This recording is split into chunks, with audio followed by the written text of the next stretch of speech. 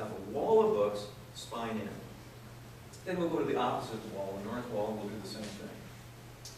Okay, now we have to go back over to the other wall and build another row of books inside that row, and then back to the north side and build another one until these walls of books come in to about 36 inches.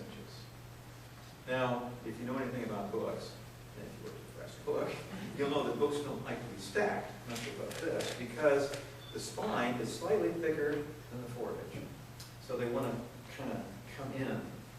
So when you get up to about 6 feet, what you need to do is, as you're stacking these books, put a plank out, and then stack books on top of that, and this will hold the books back. I find a 1x12 works pretty well.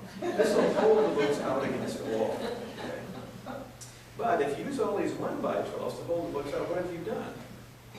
You've built a bookshelf. You know, many of them through the room. So now you can stack books on the 1x12 from 6 feet up to the ceiling. So now when you open the door to a room full of books, what do you see? Nothing. You can't see anything. It's dark. You just see sort of a tunnel. And you have no idea what's there. And this is what Francis Glenn saw. And he knew immediately that the only way to find out what was in there was to unpack the books from the room. So he began taking the books out and putting them in the kitchen and watching as he went. He spent all one day doing that, and we don't know how much more time. But one day in doing that, he said he found, for example, 500 volumes of Abraham Lincoln's personal library. He discovered a Raffinesque library. Raffinesque was a botanist who lived from 1783 to 1840. And the largest collection of Raffinesque books, materials, and so forth in the world was at the Library of Congress. They had 46 items. In the house in Bethany, Nebraska, Thomas Jefferson Fitzpatrick had 941 digital items, including 16 original manuscripts belonging to Raffinesque. They discovered the largest collection of Mormon books in the world, period. Larger than the books owned by the Mormon Church. And when I first wrote about this in the Nebraska Library Quarterly, gosh, it would have been back in the late 70s, I think, maybe early 80s. Days after it appeared, I got a call from the Mormon Library who had questions. They knew about the library, but they had some questions, and unfortunately none of them could I answer. Discovered lots of things. Discovered a holographic, in other words, handwritten copy of the Emancipation Proclamation, written in Abraham Lincoln's own hand. Books on the American Indian, the Civil War, Masonry, history, science. 321 volumes of what was known as the Linnaean Library. Now, Linnaeus was another botanist. And Linnaean, the Linnaean Library, had been sold decades before. It had been sold out of Sweden to someone in Great Britain. And when the King of Sweden learned that this very valuable library, and Linnaeus was the first person to use the microscope, for example, and one of the books in there we'll talk about later was the first book to explain the use of the microscope. But when the King of Sweden learned that the library had been sold into England, he said he couldn't let that happen. So he set out some troops to recapture the library, and learned that it had not only already been put on a ship, but the ship had set sail. So he sent the Navy, the Swedish Navy, after it to capture the library and return it to Sweden. But unfortunately, high seas got in between, and they were unable to. The library did end up in Britain. And this portion of it, 321 volumes, ended up in Bethany, Nebraska. In 1950, Fitzpatrick had sold a portion of this library to the University of Nebraska for $500. So 321 volumes were the excess of what he had accumulated through the years.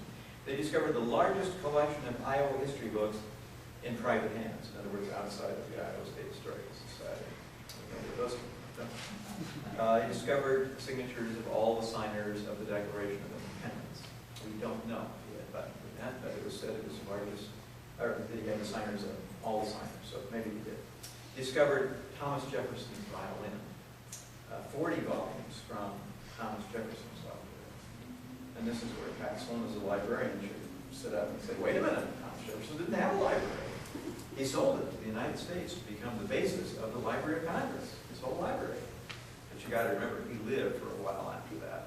And a man who has amassed a large library and is a good reader certainly is going to continue to obtain books at that point in his life. And so those volumes came down to him probably through inheritance. We have no direct way of knowing, but probably that's how they came down to him. Well, Francis Glenn, in his zeal in getting through this one room of the house, forgot two things. The first thing he forgot was that the house was unheated, and it was very, very cold. In fact, he will frostbite his left hand so badly that he will never regain use of it. But he doesn't care. He's literally found that one collection, that one thing that every book dealer in the world through his entire life would look for, but he's found it. The other thing he forgot at the end of that first period is that this is a 13-room house. And he has seen the kitchen and the dining room. Before he leaves that night, he decides to make a circuit of the other 11 rooms in the house. And before you think I'm going to tell you all of them were full of books, you're wrong. One of them was not. And that was a bedroom up on the second floor, not used as a bedroom, but rather a room which in the middle of it had a large printing press. And he had to be able to walk around that printing press. So, in effect, the other rooms were all full of books. Well, Francis Glenn ultimately is going to get through the house, and he's going to make an offer for the books of around $30,000. We don't know at that point exactly what his offer was. But he did tell them. And here's where we first find out some things about Lloyd Chapman, the attorney. He said, now I'm offering $30,000 for the books, but I'm going to take about 10% of it. That's all I want. And I'm going to leave you with 90% of it, which Lloyd Chapman thought, whoa, whoa. I'm going to sell 10% for $30,000. I'm going to keep 90% of them. In other words, I've got 90% to go. That'll be worth, many times more. But what Lloyd Chapman somehow didn't take into account was that any collection, anything that has value, if you take 10% of it out, you're going to take out 98% of the value. And what's going to be left is worth probably little, nothing. But he doesn't seem to understand that. So he's pretty delighted with the offer. And so away the books go. He comes in, and the first thing he's going to have to do is, in order to get him out of the house, is he's going to hire a Lincoln engineer. Because his question is, how do I get the books out of the house? And the engineer goes in, and his bill is in the estate papers. So we know that he advised him on how to get the books out. And basically, his advice was one sentence. Start at the top. Pretty good. He didn't get a lot of money for that, but he did get paid. And away went the books.